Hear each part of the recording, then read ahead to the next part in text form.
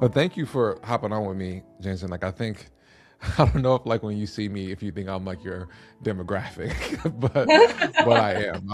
I love I've always loved your music because so I told you a little bit. I'm from LA, but I was born in Inglewood and I was lived all up in South Central, Compton, Watts, and I think being where I'm from and not having the resources to understand my emotions and feelings, I'm always looking for ways to be able to understand myself and understand what I'm feeling and trying to put names to those feelings.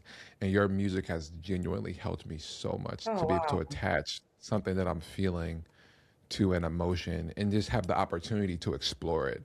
So I don't know if I look like your target No, demographic. that means so much, and I feel like I've been fortunate that like I feel like my music has reached so many more demographics than I ever would have anticipated.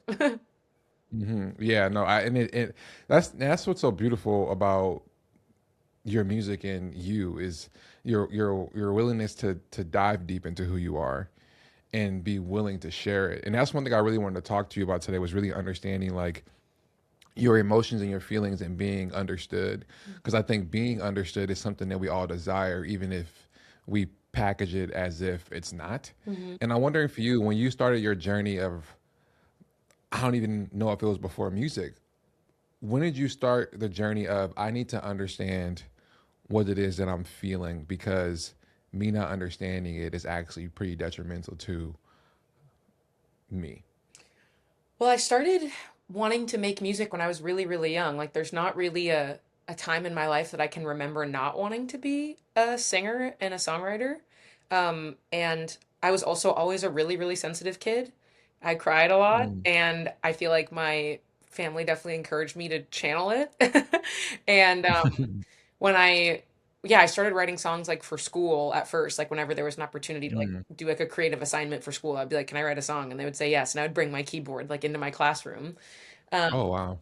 and then as I got a little bit older, I just started writing about like feeling different from other kids and feeling like an outcast and feeling like I didn't fit in, and it just became like this very comforting place for me to put all of these feelings that I look back now at the songs. I'm like, oh, wow, there was so much going on inside me, and I think I took it for granted, like how sensitive I was. Hmm. But yeah, it was like, But what do you mean by that? Taking what do you mean by taking it for granted? Because I think people, when they hear about emotions, I think people have a negative relationship with emotions. But when you actually are, when you know how to feel, you know how to communicate, yeah, which is like can go into songwriting or can yeah. go into like any kind of artistry that you want. So what do you mean by taking it for granted when you look back at it now? I think I thought it was normal. Like I think like I thought that feeling such intense feelings about everything that happened to me, I think I considered that to be standard and normal. And I only realize now that like most people, especially when they're young, like can't really verbalize all of the things that they're Hmm. feeling in the way that I could. Um, I've always felt like there's really no filter between my thoughts and my feelings and what I write. Like what sometimes people will ask me for writing advice and they'll show me something that they've written and I'll recognize that there's a like a writing voice that they put on that doesn't sound like them. And I will try Mm. to talk them through what I think they're actually trying to say, and I'll write down what they're saying, like with their mouths. And then when I read it back to them, they're like, "Yeah, that's exactly what I want to say." I'm like, "You said that. That's you." And Hmm. for some reason, when you put pen to paper or you got at your computer, like you put on some kind of a voice or a persona, and I've just never had that problem. Like whenever I try to write anything in any format, like I feel like I'm immediately myself. I like want to call that a gift. Yeah, Like no, that it's a is huge gift. amazing. Yeah, that is a gift. It's like, I mean, so when you're talking to someone and you are able to put words to their feelings, even though they gave you some assistance when with them Hmm. writing it out, what do you think it is that they're missing? Because I think that's what a lot of us are missing to be able to put our words to our feelings. So what do you notice people are missing I when think you do that when people you help them out? I think people have very little trust in themselves, and I think that they assume that if they're going to be writing that they have to transform themselves in some way in order to be worthy of attention. And Hmm. I think I have this belief, however misguided, sometimes that feelings in their raw form are they're already worthy of attention. Obviously, you have to transmit things artfully. Like I think just listing like all the bad things that have happened to you and calling that art is not actually art. But I feel like people don't give themselves enough credit for the way that they process their emotions already being really profound. Like I think like especially in songwriting sessions when I'm writing for other people's projects, I'll ask them like what's been on their mind and what they want to write about, and they will accidentally say this an amazing. They'll drop a bar, like they will drop a bar totally by accident, and it's just them talking. And I'm like, that's the first line of the song, and they're like, what? And I'm like, yeah, you're already there. Like you don't.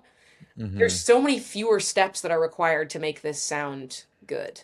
And I feel like one of the ways that I built up that skill was just by journaling, because I would do a lot of stream of consciousness and I would Mm. do a lot of free flowing writing. And not everything that I wrote was necessarily fit for public consumption. But if I was writing a couple of pages by hand, like there'd be one or two lines that would stick out and I'd go, oh, there's a seed of something really good there. And if I hadn't just let myself flow without censorship or editorializing, then I probably never would have gotten that. Hmm. Yeah, I can really resonate with that. I think for me, like when I was playing football, I was playing in the NFL, and like I kind of felt myself transitioning into wanting to do other things, and I didn't have the tools to know how to communicate, and but I always had this need to like want to write and do music. I feel like my real like soul was to be some kind of musician. Mm. But growing up in LA, our resources were like sports to keep us out of trouble. And I was blessed with some athleticism, and I worked hard and it worked out for me. But like when I think about it, I was always drawn to like the arts and my feelings. And where I grew up at, feeling wasn't good, so I suppressed my feelings, and I would like go out and write by myself. Mm. And that kind of went away, and then it came back when I needed it the most, when I was playing in the NFL, when I was about to make this big transition of though I still want to keep playing. And I'm thinking about people who want to understand themselves.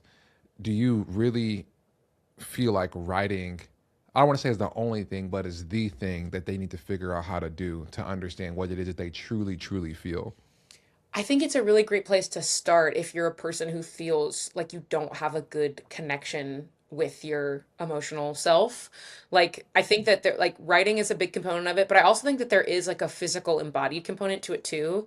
Like there's definitely a Mm, version of using writing as a crutch where if you spend all your time writing and you never really allow yourself to get into your body and get out of your head, like that mm, actually doesn't help you. There's a point of diminishing returns with the emotions that you're mm, processing.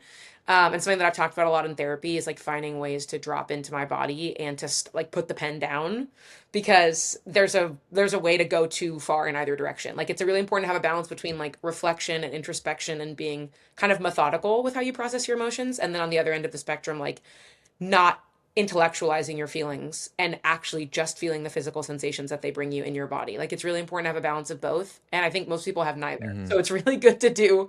I think writing is a great place to start because we like, it's something that we've all heard it a million times, like how helpful journaling is. So it feels like familiar. And I think once you've started Yeah. the process of writing and you've started to get comfortable with writing about and talking about your feelings, then kind of the final boss of that is like letting all that stuff go and just actually sitting with the feelings without distracting yourself or filtering them out in any way and just letting them exist in your body until the sensation passes.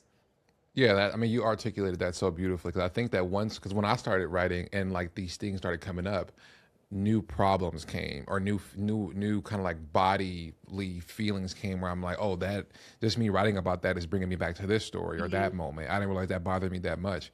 And then you kind of have to like do things with your body in order to help you process what you're actually feeling. Because what you're really doing, and I'm sure you can speak to this because the music you write is so beautiful, is you just are trying to understand yourself. Yeah. And I think trying to understand yourself is really, really, really scary, because, I always say that we're a product of our environment, the parents that we have, where we grew up, and we're kind of like, we were built this foundation and we built this house, and now we kind of have to consistently go back and do maintenance to figure out what part of this foundation do we want to keep for ourselves to live the lives that we want. Um, do you feel like is it more important to understand yourself well, or to feel understood by people?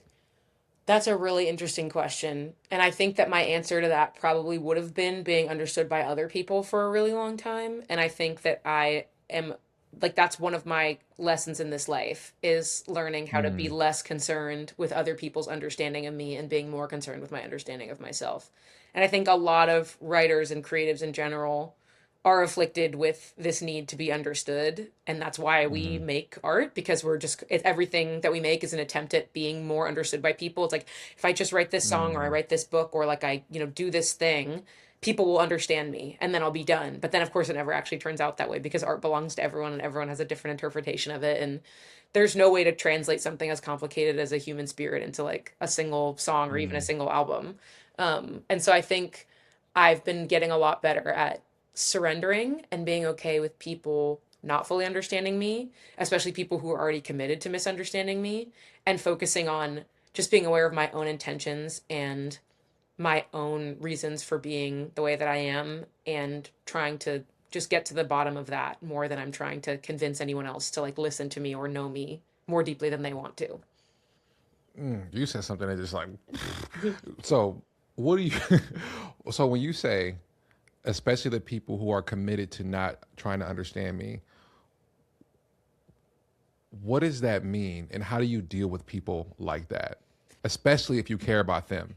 I think it's kind of twofold. Like, I feel like I experience it on the macro and also on the micro level. Like, on the macro level, like, obviously being like a black woman in America, like, I know for a fact that there are people who want to make assumptions about me and project things onto me and decide things about me before they meet me or before I even open my mouth. And I think there was a part of me when I was younger that was like, well, if I'm just the best and I'm the smartest and I'm the most accomplished, like Mm, then I'll be undeniable. And those people can't make those assumptions about me. But they're still going to because they already decided. There's no convincing people who are walking around with hate in their hearts that I'm special and I'm one of the good ones or something. And so I have mm, no interest now in trying to convince people to treat me with humanity if they've already decided that they're not going to do that. And that's been very freeing of like, oh, those people's opinions just straight up don't matter. I don't have to change their minds. Like, obviously, I want the world to be a better and more loving place, but like, it's not up to me to change like individual minds of individual people who are going to project mm, horrible things onto me. Um, and then on the micro level, like just being in like interpersonal relationships, especially like in romantic relationships as a straight woman, like there are certain men who have like not wanted to like acknowledge my humanity either. Like they've not wanted to mm, really understand my interiority. They've not wanted to understand like the depth of my feelings. They've not wanted to understand my worldview or the way that my brain works. And again, it's not up to me to try to convince them to understand me. Like I have to be myself. I have to be open hearted and I have to be communicative. But if I'm confronted with a person who like very clearly is not interested in who I really am on the inside or like is frustrated when they come up against things about me that are not perfect and are not that are human, then it's not a failure of me that they are not understanding me. That is just like that's just mm. incompatibility and that's a disconnect. That's like it's not a failure. It's just like that's those are two people who should not be together. So how do you deal with understanding yourself and also realizing that in like these romantic relationships, there might be just some incompatibility and it just might not work, or you don't want to give that time to make it work. How do you deal with that? Well, for a long time I felt really bad about myself and I thought that like there was something wrong with me and I thought that like I needed to change or I needed to simplify myself or I needed to dumb myself down or shrink myself down. And then, like, there just turned a point, like in my late 20s, where I realized that the only types of relationships that I should surround myself with, whether they're romantic or platonic or professional, even, like, are with people who have decided that they want to make the effort with me and have, like, that Mm-hmm. they understand me without me having to constantly over explain myself. And that if I ever encounter a person who is not interested in getting on that level with me, then like they're not a person that I necessarily need to have in my life. And I realized how much better it is to be alone than to be in a relationship where you feel lonely and misunderstood. Mm-hmm. And like now I'm in a relationship that's really healthy and happy and with someone that I feel like really, really gets me more than anyone else ever has. But I was Oh single wow, for like a long congratulations. That's awesome. Thank you. I was single for a long time before that, and I think it was the first chunk of that time was like really lonely and stressful because I was scrambling like trying to find someone else who could like fill that void. And then finally a switch flipped where I was like, "Oh, I'm just going to be by myself." I actually really like myself and I really like my own company. And as opposed to being in a relationship where I'm constantly walking on a tightrope of like trying to be appealing and trying to be like trying to have no needs. Like I'm much better off just being by Mm, myself until I find someone who just slots into my life without me having to make all this room and get rid of things for them. mm, And that was what I did. mm. No, that's beautiful. Okay. I have a couple of questions. Like you, I was so excited to speak to you, James. You have no idea. I don't have a lot of like deep conversations like this because people don't sit with themselves. So I don't know if I thanked you already, but thank you again Oh, because I'm just enjoying the thanks. conversation so much. So you say I'm very much okay being alone. Hmm. And I think that there's a lot of truth in that. I've experienced it, but I think that like we are beings who want to be in relationships with other beings, whether that's, romantic or friendships or whatever. And when you say, I was okay with being alone, how did you get to that point? And do you think it's important to get to that point before being with someone else? And the second question I have is, this person that you're with now, how are you able to know they have everything that I need to, at the very least, work with to Hmm. see if this is for the long haul? Well, for the second question, I feel like the number one thing that I was looking for, I like made a list at the beginning of 2025 of like all these qualities that I wanted in a partner, and like the top things on the one of the top things on the list is like curiosity and humility. Like I knew that like the most important thing about like a life partner would be finding someone who was curious about me, was curious about themselves, was curious about the world, and was Mm, humble enough to know when they didn't know things, and was humble enough to be open to new information and to change their opinions and to ask for help and to like be curious and want to learn. And those are like two qualities that like my boyfriend has in spades. Like he's like one of the most curious, intellectually and emotionally curious people that I know, and he's also extremely humble. And I feel like in addition to all the other qualities that are important in a partner, like he's extremely hmm responsible and dependable and like thoughtful and generous. Like every positive quality that you can have, he has it. Those like the curiosity and humility are the two things that I think are so critical, like for just like a lifetime, because I know that like my life is going to change, and I know that like one day I want to get married, one day I want to have kids. Like there's going to be different kinds of struggles that I'm going to face that I have no preparation for. And I know that if I'm going to be facing those things with another person, like we need to both be on the same page about like we want to learn everything we can, and we want to be open to all different kinds of experiences, and we want to be willing to change course and change our paths when we're presented with new mm, information so that we can do things the right way. And if we come up against mm, like an obstacle that we didn't foresee, like we're both willing to be like, okay, I'm going to learn more about this and I'm going to figure out how to handle this the right way. Um, mm, and yeah, in terms of being alone, like I don't necessarily know that everyone needs to get to a certain point before they can be with another person, just because I feel like I have friends who have been single for like way longer than I've been single, and I feel like I see girls like on the internet talking about being single their whole lives, and they're like, I've worked on myself. Like don't tell me to work on myself. I've worked on myself. Like I deserve to have love. And I really don't mm, think that you have to have done the work on yourself, quote unquote, in order to be ready to be in a partnership, because there's some kinds of growing that can only happen when you're with another person. But I mm, do think the only way to be in a relationship is to like you can want it and you can desire it and you can be in pursuit of it, but it can't be the only thing that you want. And it can't be like the number one thing that you want. And I feel like for me, I got really fortunate that the time when my attitude about dating and relationships shifted was when things started to be really exciting in my career. Like I was getting ready to tour, getting ready to release my album.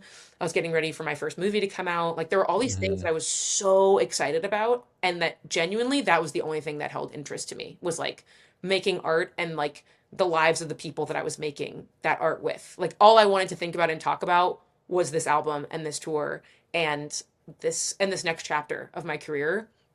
And so I know that I'm very fortunate in that way, because not a lot of mm, people are lucky enough to be able to do their dream job and to be able to fill their days like creatively stimulated and nourished in the way that I was. But I do feel like mm, having any kind of creative outlet that feeds your brain in that way really does make it easier to not care so much about like that kind of mm, loneliness, because you really are mm. pouring yourself and your energy and your time into like I feel like love is kind of a creative endeavor, and if you can pour that creative energy into making art, then it really will distract you from the whatever the lack is that you feel like you have. Swear to God, that is probably one of the best lines I've ever heard in my life. Love is kind of a creative endeavor. It's like, because and it's crazy when you say that, because I was thinking about, I've been married for 10 years, Mm, and there's times where I need to go and be alone. I need to be in isolation yeah. so I can kind of gather myself, and I'm writing, or I'm listening to your music, Mhm. or I'm walking around in nature or whatever, to kind of recoup myself so I can have the energy to be creative with my wife. Because again, like when you throw in kids and a house and all these things, you have to come up with creative solutions to consistently be in love, because love is an action. Yeah. You know, love is a verb. You have to figure out ways to creatively solve problems together. You have to be creative and coming up with dates. So it is a creative endeavor, Yeah. and like that's why that line is so good, because you don't really recognize it, because I think a lot of people don't recognize this, because I think people see love as come and fix me, accept me how I am, and that should be good enough. And that's like you can't really work with that at all. You can't work with that, and that's why I love the things that you wrote down, especially curiosity, because I think to be curious means to be brave, because you're willing to take in new information and let it persuade you to some degree to explore and like what it is, and to find out essentially what's true and not true to yourself. Hmm. And can you accept that and like go out in the world and stand on what you believe, which is like, it takes a lot of heart to do that, especially in today's world with social media and so many opinions and all these things. I think about like wolves, and when I first listened to wolves, when I first heard it, I could tell it was about like we all have these people. And then a while ago, I saw you on a podcast, and you talked about where the song was inspired from, and I like was really like, damn. Especially when you said um, you saw your friend's abuser that the same day you performed, Hmm. and then your emotions came up and you cried because of like all the things that happened. When I think about wolves, not to that extreme, not to like that kind of situation, but just in relationships, when we have people who are kind of like wolves, do you think that part of us is reaching for someone who brings those kind of qualities out of us, where like those intense qualities, where it's like we're kind of attracted to like these wolves because that we're comfortable in that in a relationship, or in relationships? I do think that a lot of people mistake intensity and chaos for love. I do think that. And especially Mm-hmm. when you're young and you think that feeling like you're on a roller coaster and feeling like you don't know what's going to happen next and feeling like you don't know where you stand with someone and feeling like you have to earn kindness from them. I think those are all things that are very appealing when you're young because we've been socialized to think that love is supposed to be scary and it's supposed to like you're supposed to have to fight for it and it's supposed to be dark and twisted and that's how you know it's real because otherwise it's boring. Like I think that kind of Mm-hmm. messaging is very heavily repeated, especially like in media, but like in like entertainment, but also like just in like the relationships that people see play out in their own lives.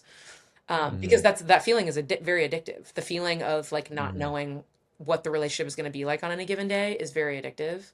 Um, but uh, I think it's very possible for people to extract themselves from those kinds of patterns. If like with a lot of patience with yourself and with a lot of willingness to be in therapy and to sit with yourself and reflect on those kinds of patterns. And I think it's very possible to shift and to want something else and to want something that is stable and that is consistent and that is safe. So do you think that people are going after that because it's familiar, or do they think it's about chemistry? I think it's both. I think some people are exposed to those kinds of relationships and so that's what they know. And I think also like Mm-hmm. the first time you feel a profound connection with someone, like a lot of times, especially when you're young, it is really inconsistent and it is really all over the place and it is toxic. And so that's like the standard that you hold all relationships to for the rest of your life if you don't do the work. And so you worry that like if you have a connection with someone that feels safe and stable, if you're like, well, that doesn't feel like how it did with that person from when I was 18. And it's like, well, of course it doesn't, because when you were 18, like your hormones were all over the place and neither of you knew how to be in a relationship. And so the dynamic that you had was really unhealthy. And it's good that it doesn't feel like that Mm-hmm. now. Mm-hmm. And maybe I can change him. It feels like there was this belief that like love might transform someone. Mhm. Where does that belief come from? Well, I'm a Virgo, so that's a big Mm. thing. I've historically wanted to be a caretaker and a fixer, which is something that I feel like I've gotten a lot better at getting myself out of Mm-hmm. that habit now.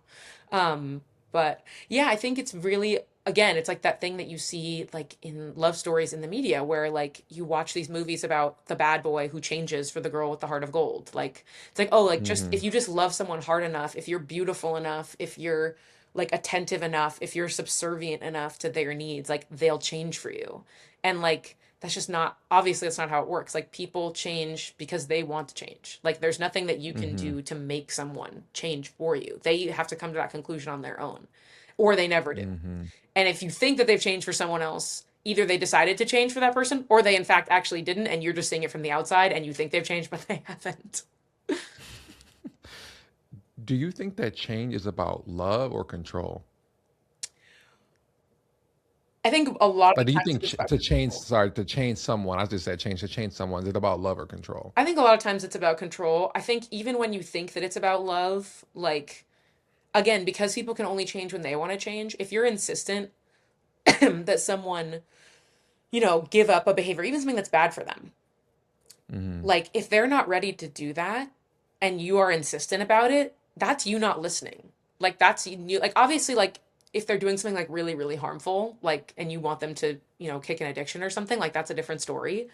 But like if a person is super messy, if a person like doesn't eat well, if a person, has if they're not as hardworking as they maybe should be or that's maybe as they want to be, and you're telling them repeatedly that they need to fix those behaviors and they need to change those behaviors, it's like yes, it will make their life better if they do those things, but if you're not meeting them where they are, like that's you just you're trying to steer their life. You're trying to Mm-hmm. control their life. And Mm-hmm. like the right person for you would be receptive to that and would be like, "Yes, please help me Mm-hmm. figure out how I can change those habits." If you're giving those instructions or you're giving that advice to a person who's not receiving it and it's causing friction and tension, that's a sign that the person is not actually the person for you. Like I Mm-hmm. find that like the best relationships in my life across all different relationship dynamics are the ones where when we talk about the things we want to change about ourselves, it's just constant encouragement flowing from both sides of like, oh, you want to get better at this? Like, you want to exercise more? I'll be your exercise buddy. Oh, you want to eat healthier? Like, I'll make sure that we cook healthy meals together. It's like, it's going both ways, and both people are trying to help the other person. And the most toxic relationships, the ones that don't work, are when you're telling someone, like, hey, you should do this, you should do this, you should do this. And that other person is not initiating at all of their own accord. Mm-hmm. Mm-hmm. That's interesting because I think like a lot of it can come down to how the person who is delivering the message is saying it in a way that it can be received. And then you can check off, okay, I've said this in the most loving way that I can, Mm-hmm. in the most supportive way that I can. And you have to make sure that it's not sharp and hurtful. Yeah. And because growing up, that's what I saw. It's like the way, like, you can say people just said things really, abrasively and mean and sharp. And I had to learn how to I had to realize that you can say one thing 100 different ways, Mm-hmm. and it's your responsibility to figure out how to say it to the person on the other end. Because then for you, I said this with love and kindness and care, and they still can't receive it. Now I kind of feel like you give yourself a timeline of like, okay, how many times can I do this before it Exactly. actually affects me? Have Exactly. you experienced that before? Yeah, I've definitely, I mean, I've had romantic relationships where I've been like, I'm gonna be the most gentle, like cheerleader. I'm gonna be like the biggest supporter. I'm not gonna put any expectations or any kind of timeline, but I'm just gonna say like, hey, like I think you will be, you've expressed that you will be happier if you could make this change. And I agree. And I want to help you in any way that I can. And like, just let me know how I can help you. And when that's met with resistance and anger, it's like, oh, okay, then I don't think that we want the same things or we're on the same page. And I've had it happen in friendships too, where I have friends tell me that they have habits that they want to kick or they have behaviors that they want to change, and I'll say like, hey, like let me know how I can be helpful in this. I'm a person who I'm always working on self-improvement and I feel like I want to provide that to other people too. And I feel like in my friendships it's a little bit easier for me to like kind of take my hands off and be like, okay, they're not ready to make that shift yet. It's not negatively affecting our friendship for them to stay in that place. So I'm not going to try to like be I'm not trying to be their mommy. Like I'm just going to let them figure that Mm-hmm. out on their own time. Um, Mm-hmm. but yeah, I definitely I feel like I've gotten pretty good at delivering those kinds of messages in a way that is like gentle and loving. And so I know now like if someone meets my version of giving love, which is trying to help and like trying to make plans and trying to strategize how to beat problems, if someone's meeting that with resistance, I go, oh, you don't want to receive love the way I give love. And so that means that Mm-hmm. like we probably shouldn't be friends. We probably shouldn't be together. Like that's really helpful information because Mm-hmm. I don't want to ever stop being a person who's a caretaker. I don't ever want to stop being a person who gives advice and who like makes plans and spreadsheets and schedules. Like I want to do that. And so if someone doesn't Mm-hmm. receive that well, then I go, that's totally fine. We're not compatible. We shouldn't be in each other's lives in like a deep way because that's always going to be how I That's so fascinating. So my wife is a Virgo, and am. my wife is just like that. And I'm somebody's like, I got my mind on something. I don't need a plan. The plan is the work. Hmm. And I remember as you were talking, I'm like, oh my God, I remember me and Charlotte went through this. And I remember Charlotte, that's my wife's name, she would come at me with like plans and like a calendar and like 4 or 5 different options and like, and if this how I'm just like, yo, I can't, I can't do this. It's just, it was overwhelming to me and it was crazy because it felt like an attack. Hmm. It felt like she was attacking me. And I had to like take a step back, okay, and be like, okay, what is actually happening? She's asking me a bunch of questions so that we can move forward together. Hmm. And that took a long time for me to be able to get used to. And my wife understood that I was somebody who was willing to do the work throughout my whole life. I'm the first person to graduate high school, first person to go to college, first one to go to NFL and all these things. So she knew that I had that in me and she had the patience to let me grow, to love, to receive love, to receive her love the way that she expresses it. So when I hear you say like you're not compatible with that person, I'm just like, yeah, I think when I mean shit. I mean when I think when I think about like how much work it's taken me to be able to be like, I'm not being attacked. This is who my wife is. I accept her for who she is. And that doesn't mean that I like flip a switch and just be like, oh, this is perfect. Like some days it's still like, yo, this is just too much for me, and I need a Yeah. little bit of like a breathe. I need some breathing room. But I think the biggest thing for me was acceptance and realizing that it wasn't an attack. It wasn't an attack. My nervous system just isn't used to this kind of like organization, and it feels scary because it feels like she's kind of taking control of me. But we're on the same team. Yeah. You know what I'm saying? Like we're on the same team. Like she wants the best for me. I want the best for her. She just has the skills to do it like with calendars and all kind of stuff. So I really understand what you're saying. I mean, when you hear me say that, what do you think? Like, do you think that like you can give someone time to get used to how you express love when it comes to how you express love and care? Absolutely. Absolutely. I think that like you can tell within a certain amount of time though, like if a person is going to be willing to do that. Like you can tell Mm, like any kind of relationship is a series of stress tests. It's like whether it's a friendship or a romantic partner, it's like you go through things together and like how you each respond to certain kinds of struggles or obstacles tells you about the kind of person that you're dealing with. And it's like if you see that a person is incredibly stubborn and like even when faced with a bunch of different problems never changes their ways, even it's like, oh, if you made this shift, like it would enable you to like solve problems in a different and more efficient way. Or if you see someone who is very resistant to changing anything about themselves, like you just start to I think you start to figure out people's patterns, and I think you start to see like, mm-hmm. oh, like when I show this part of myself to this person, it never goes well. Like it's always met with either like mockery or it's met with anger or it's met with irritation, and it's like if a person is not like a person who goes to therapy, if they're not a person who's doing a lot of like self-reflecting through journaling or through meditation, if it's a person who is not like a caretaker for other people, like if they don't have responsibilities to other people in their lives, like they're not taking care of a child, they're not taking care of a parent, they're not taking care of employees. It's like if they don't have anyone dependent Mm, on them and they're not a person who's engaging with a lot of self-reflection, it's like, oh, this is a person who's really only interested in their own self. This is a person who's really mm-hmm. only interested in their own comfort. And like when you start to realize like that that's the way that they move through the world, it's like they maybe are capable of making those kind of changes. And maybe in 10 years they will have done that work. But are you willing to wait around for them to do that work? And for me, the answer was Mm, like, well, no, I don't want to wait around for them to, I don't want to, for those people, I didn't see a potential future where I could wait around for them to get to that point. I was like, it's actually much better if we just go our separate ways.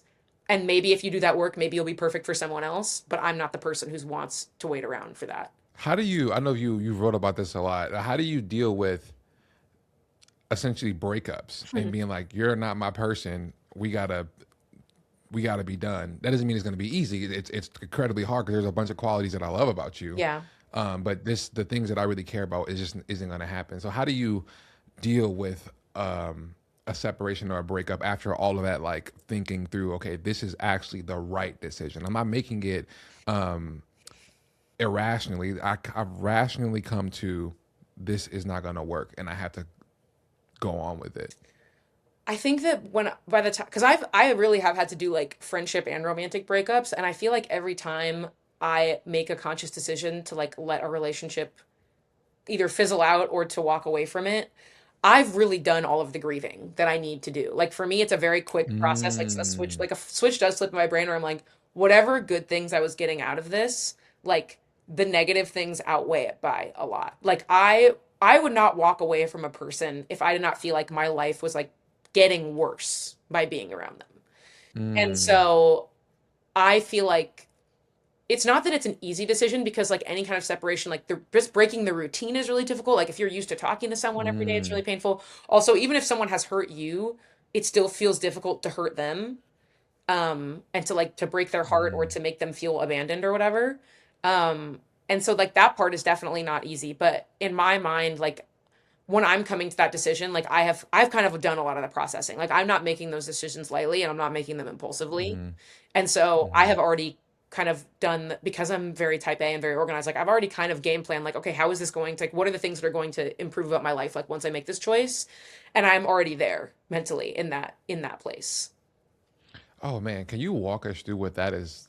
What is that processing like before s- going your separate ways going your separate ways with someone? Like, what are you thinking through for you to be able to be like, okay, I've come to this decision, and no matter what happens, this is what I'm doing because I thought through all of it. What is that process like? Well, something that my mom taught me when I was really young was basically she was like, she was like, unless it's like death and taxes, like nothing is mandatory. Like like I remember being in like middle school and there was like a trip that like like the whole seventh grade class had to go on. And my older brother had done it and Mm, he'd hated it. And then I think when he got to like eighth grade or ninth grade, there was some trip that came around, and my mom was like, "Does he actually have to do this?" And the school was like, "It's not mandatory." And he's like, "Then," she was like, "Then he's not going." And so by the time I got to mm, middle school, she was like, "You don't have to go on any of those trips." And all of my friends and all of the teachers would be like, "You have to go, you have to go, you have to go." But it was the social you have to go, not the like legally mm, mandated you have to go. And I was like, mm-hmm, "No, I don't." So I didn't go. And I was like really happy because it mm, was like always these like camping outdoorsy trips. And I'm not really a camping person. I was like, I don't want to go camping. mm, And like the same thing happened when I was like enrolled in a class and like in high school my course load was too intense and my mom was like, "Do you have to take that class to graduate?" And I was like, "No." She's like, "Then just drop it." And I went to this teacher. I mm, was like, "He's going to be really mad. Like he really wants me to be in this class." And she was like, "Well, he can't force you to stay in it." So I remember going into this meeting and he tried all of these tactics to get me to stay in the class. He's like, he basically was like, "I'm going to be disappointed. Your classmates will be disappointed." Like, and I was like, "Is this going to affect my ability to get into college?" And he was like, "No." And I was like, "Is this going to affect my ability to graduate?" He was like, "No." And I was like, "Then I'm dropping the class."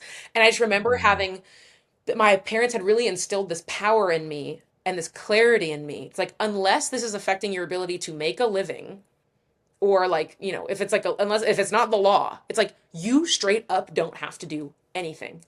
And they gave me mm, this real freedom of like, if I'd ever signed up to do something, or if I'd ever entered into a friendship or entered into a relationship, no matter what social pressure there was, that I had to continue doing this thing to maintain the status quo or make someone else happy. It was like the only consequence of you doing this is that someone's going to be kind of mad at you. And you have to mm, learn that that's not a threat to your life. That is not an existential threat as if you disappoint someone or if they're mad at you.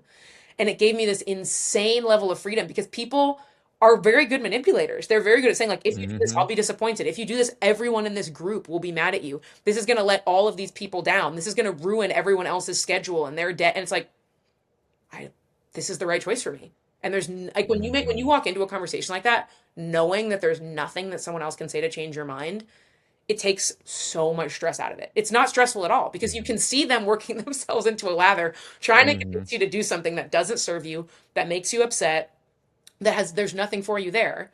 And like, I am making the right choice for myself by walking away. And it just makes the whole mm. thing a lot easier. Yeah, I mean, your parents are goated, man. Yeah. Like I remember hearing you say, you told your mom that you wanted to do music, and she's like, "All right, well, if you want to do that, you got to start learning how to write songs right off the rip, because that's where the money's at." I'm just like, damn, bro, her mama was on it, bro. I was like, Yeah. she was on it, and it's a beautiful thing to see too, because like what that did for you with just constantly writing songs, you're so aware of yourself. You're so aware of yourself, and like then you're willing to put it in art, and other people can feel their feelings as well. So your parents are goated, man. I remember when I heard you say that story, I was like, damn, like her mama was on it for real. You know what I mean? So like, They've been yeah, locked in. They are the best parents ever. I know I'm happy for you, man. Like, so when it comes to your parents, how important? I'm gonna phrase this question, and if I mess it up, sorry. But I've always believed, like I've talked about, I said earlier, like our parents, we are a product of our environment, Mhm. and our parents essentially are the first people to let us know about the world. How do you can you tell the difference? Oh, what about this? Have you can you tell when you're with someone if they had parents who like taught them how to love Mm. and receive and be able to articulate their feelings? I feel like I can definitely get a sense for when someone was raised in a similar way to me. Like I can tell, Mm, like my parents are still together. They're still very in love. They have a very good, healthy marriage. They've been a great like relationship mm, model. And also I'm really, really close with both of them. Like I've had very deep I would say like I share more like day to day with my mom just because she's like around more and also like because we're both women, like we just there's just stuff I feel more comfortable mm, talking about her than with my dad. But I've shared a lot with my dad and we've become even closer the older I've gotten. And that's like, I know it's an insane blessing to have like such present and attentive parents, especially now that I'm like almost 30 years old. And the fact that like I still go to them for advice and for comfort and wisdom. mm, And both my brothers are the same way. Like we're all really close with them. And I feel like I can definitely tell when people have a close relationship with their parents, just not only in the way that like they talk about their parents, like the respect they have for them, but like the way that they like just like having a level of commitment and having a level of like mm, loyalty and having this idea of being there for people. Like that's really that I feel like that can really come through. But I mean, for that matter, I also know people who had like parents that were not dependable and were not around and were not solid who are also really loving and loyal. So it's definitely not a thing that's like mm, you're guaranteed to turn out one way or the other. But I feel mm. like I definitely feel like kinship with people who grew up in like a similarly like very stable, loving home. And I feel like when I encounter people who didn't come from that kind of background, they're either like really obsessed with my family and they're like, oh my God, I'm so happy for you. Like, I want to be a part of it. Like, I want to get Mhm, invited in. Like, I want to be a part of like the McRae family energy. Or sometimes I'm confronted mhm. with people who like kind of resent me for having like a happy family. And they feel like it's kind of Yeah. weird. Like, you're too close with your family, you're too dependent on them. So, people who didn't come from that kind of background, it can really go either way. But I love when I meet people who had a similar background, one, because I'm just happy for them that they had that, but also because we really Mhm, we really connect and like really get like the we both had that same kind of foundation. mhm. Yeah, no, that's beautiful, man. Like I was raised by my mom and dad. They got divorced when I was going into high school. Mm. Then I moved with my high school coach, like my junior year, and then he got divorced. I was like, man, what the hell going on? So like for me, for me, for me, I was like, I don't want that to happen. Like Mhm. so I like went after like I want to be married and I want to like have kids and I want to like do the thing because really I just always knew that I was just a lover. Like I just always loved relationships and I saw a lot of ways of um how conflict shouldn't be addressed, how conversations needed to be had, Yeah. and how having words to understand how you feel and then having the skills to articulate them is important. Yeah. And I didn't realize that until much later in my life. Um, so yeah, having that example is so I think it's just so fortunate because then you get a good foundation, like I talked about earlier, about like you got a foundation to start. But that doesn't mean just because you have a good foundation means you're gonna be all good. You Yeah. know what I'm saying? It's like you, at the end of the day, you still got to make your decisions, Yeah. and like life happens. You know what I'm saying? So you talked a lot about like we talked about like the self and like relationships, and you also talked about how you being a Virgo, you also love like self development, and that's something I want to like talk to you about too as we come close to being done. It's like when you think about like, do you think confidence comes from success or from understanding yourself first? Well, I think it definitely comes from understanding yourself. And the a really interesting thing, I think I learned this from a TikTok, honestly. Like the biggest way to develop confidence is by keeping promises to yourself. And like the reason why a lot of people struggle with self-confidence because they tell themselves, I'm going to work out this many times a week, I'm going to eat healthy, I'm going to budget this much money, and then they don't keep those promises to themselves. And so the reason that they have low self-confidence is because they're constantly like they're like, I'm going to make my bed every day. They don't make their bed every day. I'm going to drink this much water. They don't drink that much water. And so they feel like they don't believe in themselves to be able to do bigger things because they're not keeping their promises to themselves to do smaller things. And so what I feel like one of the Mm, ways that I've developed confidence is by making smaller promises to myself, being like, I'm going to I'm going to like trying to like I started doing Pilates. I was not a big workout person. I like did not have a consistent exercise routine, but I decided to make myself a very small goal of like I'm going to do Pilates once a week. And that's going to make me feel like I'm on the right path in terms of my fitness. And I've Mm, been doing that and I've been really enjoying it. It's been making me really happy. Um, and I've always been a big reader. Recently, I have not been reading as much as I've been wanting to read. And so I've been making promises to myself, like not setting any kind of numerical goal, but just like I'm going to read more. I'm going to get back. I'm going to do less scrolling on my phone and more reading. And I've been doing that. And I feel like whenever I'm in these periods of my life where I'm giving myself these small assignments and these really reachable goals to meet, that just always mhm. makes me feel better about myself. And it's really easy to feel in chaos when you are not meeting yourself and giving yourself the attention that you require, and realizing like the best way to build confidence is just to keep promises to yourself was like a huge game changer for me. No, that's a man. I've heard. I think I know what TikTok you're talking about. I swear to God, I was like, I literally heard this somewhere. I just can't think of where I heard it, but yeah, I remember I heard that. I was like, damn, that's good. It's like what do they call it? Like micro goals or Hmm. macro goals. It's like something like that. But like, yeah, that's so true. It's like you have to compounding is like really really important. I think we always see, especially in today's age of social media, we all see the end results and we don't see the journey and the Hmm. little baby steps that people have taken to get to the end. I'm thinking of about like in order to have confidence, you got to have self awareness, which means you have to like understand yourself too. So for you, writing is how you started to understand yourself. Did self expression help you love yourself more, or did self acceptance have to like come first? I think it definitely helped me love myself more. I think there's also been periods where I feel like I'm thinking about myself too much. Like I'm doing too much self-reflecting, I'm doing too much writing, I'm doing too much like navel gazing. And in those moments, the Hmm. things that make me feel best about myself is going back out into the world and doing things for other people and not thinking about myself anymore. Mm-hmm. Like I think that like for all the self-reflection that we're encouraged to do, and like obviously therapy is really great and journaling is really great, all those things are really great, but there's nothing that makes you feel good about yourself and make you feel like you have purpose in the world and like you have confidence in yourself than when you know that you are doing a service for other people and you know that you're creating good for other people. How long have you been, if you don't mind me asking? You don't have to answer this question if you don't want to. But how long have you been going to therapy? I started going right before I graduated college because I was just like really, really anxious. I think at the prospect of graduating, and like I'd been dealing with mental health struggles my whole life. Like I had my first depressive episode when I was 15. Like it'd been on and off like a thing that I was dealing with, like depression, panic attacks, all these things. And I tried a couple of different therapists, and none of them, I never felt a connection with any of them. And then when I was having just like constant anxiety attacks towards the end of college, I found a therapist who I've now been seeing on and off for like 7 years. And Mm. like I think my favorite thing about therapy is just like how it's always there when I need it. Like there's been periods of Yeah. time where I'm like if I'm really going through something like extremely traumatizing, I'm in therapy once a week. And then when things are going well, I go like every couple of months. It's like a thing. It's like it's really Hmm. just like when I need to tune up, when I need to talk to someone other than like my mom or my best friend or my boyfriend, like I need to talk to someone Hmm. like uninterrupted for an hour about these like thought spirals that I'm having.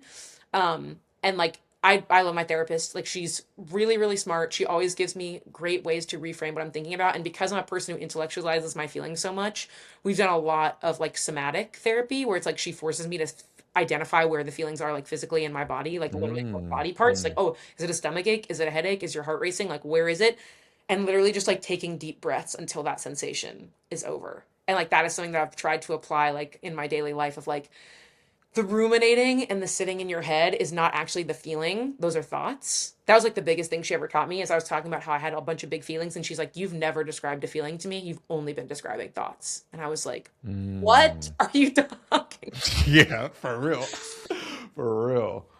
What did you learn from that? Like tell me about that. Like you're not explaining feelings to me, you're explaining thoughts. Like what does that mean? Well, like feelings quite literally, it's like are what you feel in your body. And like the thought, like thinking I am sad is not a feeling. That is a thought. Like crying, having like a sinking in the pit of your stomach, having your heart racing, like feeling like dizzy, like those are feelings.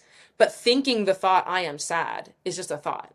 And like I don't know exactly what the numbers are, but it's something like feelings pass through your body for 30 seconds or 90 seconds or 5 minutes or whatever. And it's like after that, after the feeling has passed through your body, like you're ruminating and you are thinking about it and you're artificially extending the Mm-hmm. time that you're in it. Which of course grief is ongoing. Of course trauma is ongoing. These are things that are ongoing. But like minor day-to-day annoyances, a lot of the time, there's no reason to be sitting with them for longer than, a couple of minutes. Like you can actually process them and move through them. And especially like I have OCD, and like especially like when I'm going through these kind of thought spirals, it's very easy to feel trapped in them. And I Mm. am just at the beginning of that journey and like figuring that out. But definitely one thing that has helped me is like really trying to remind myself that like thoughts are not real. And like just because I think something doesn't make it true.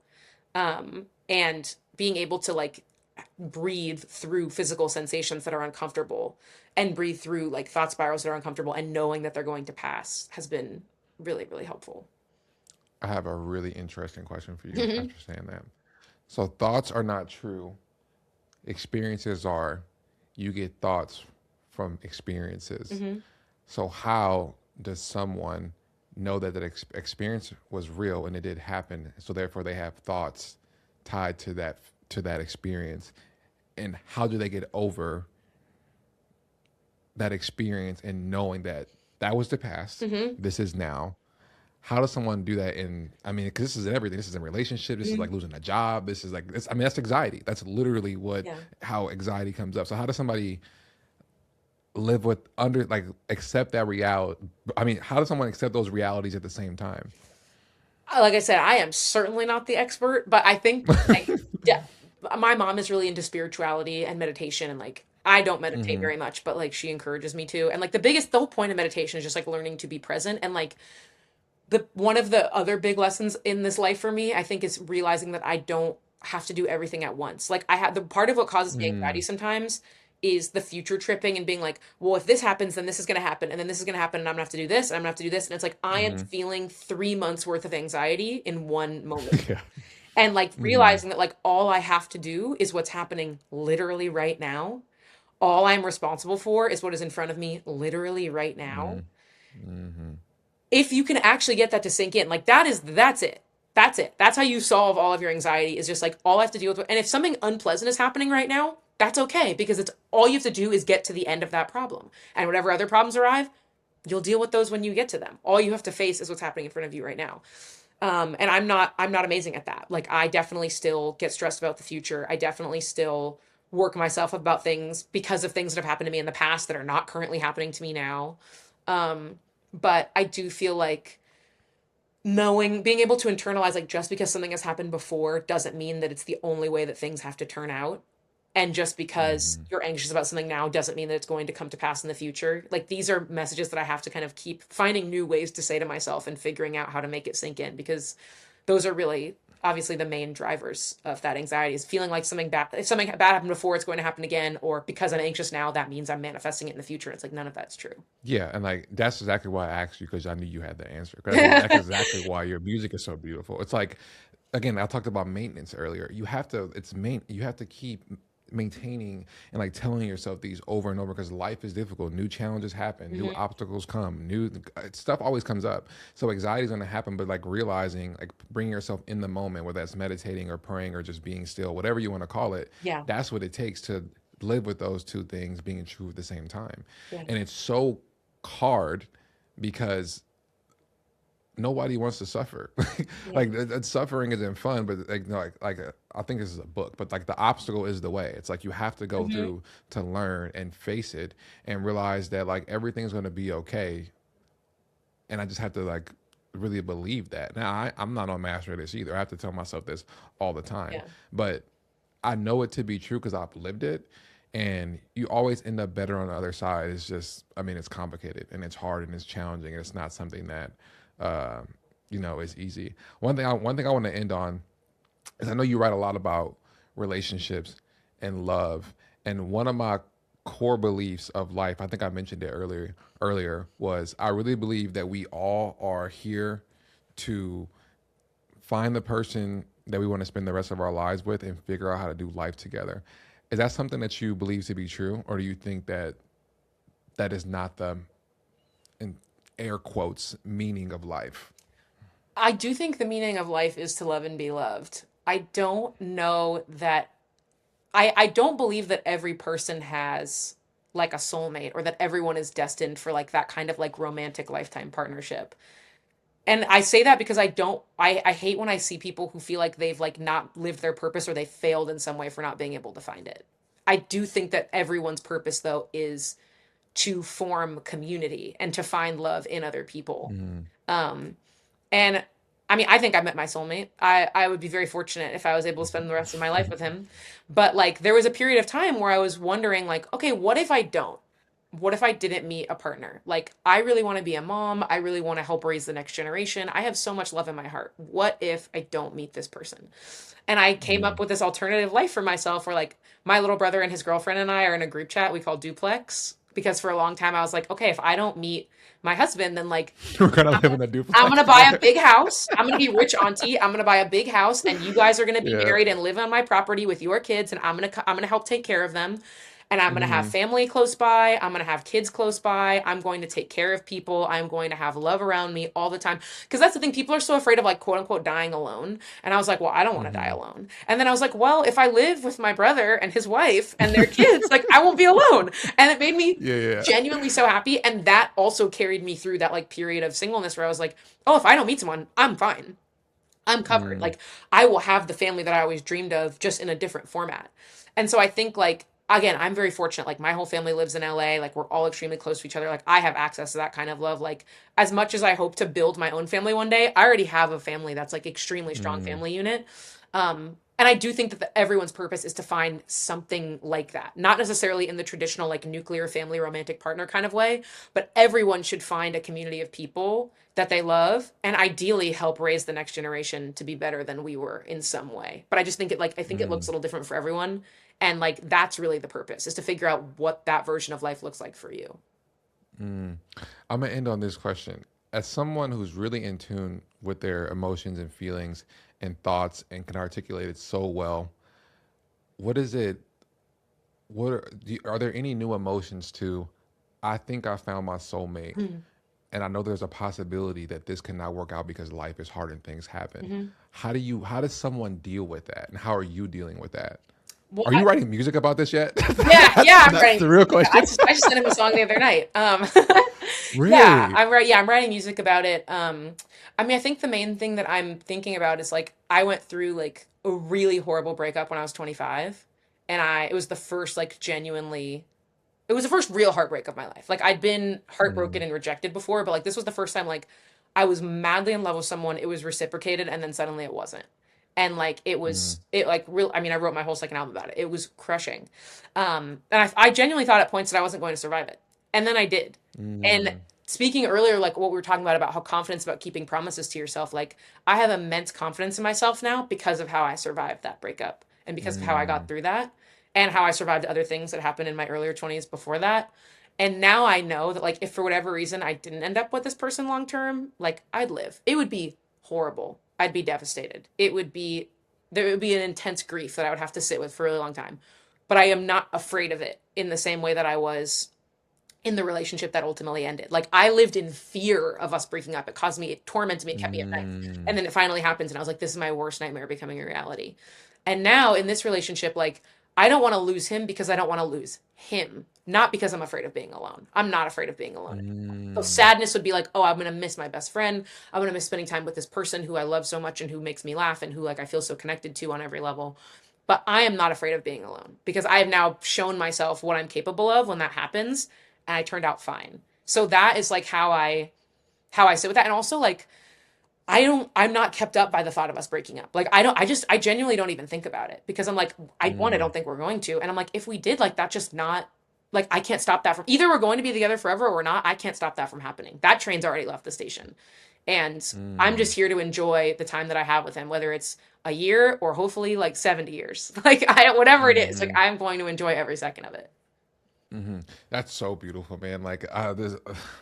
So one thing that I was thinking of when we first started is like your music is so beautiful because it's so simple, but simple is really complicated, and I Yeah. think people don't understand how it's so complicated to be simple. Yeah.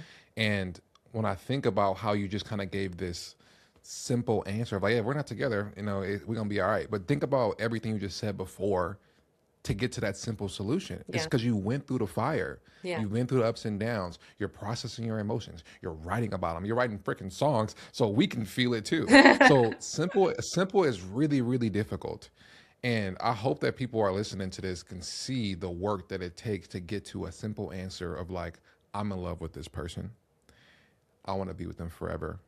if it doesn't happen, it's going to be okay. Hmm. That is not easy. No. And it takes a lot of work Yeah. to be able to say that. So thank you so much for sharing everything. Thank you so much for your music.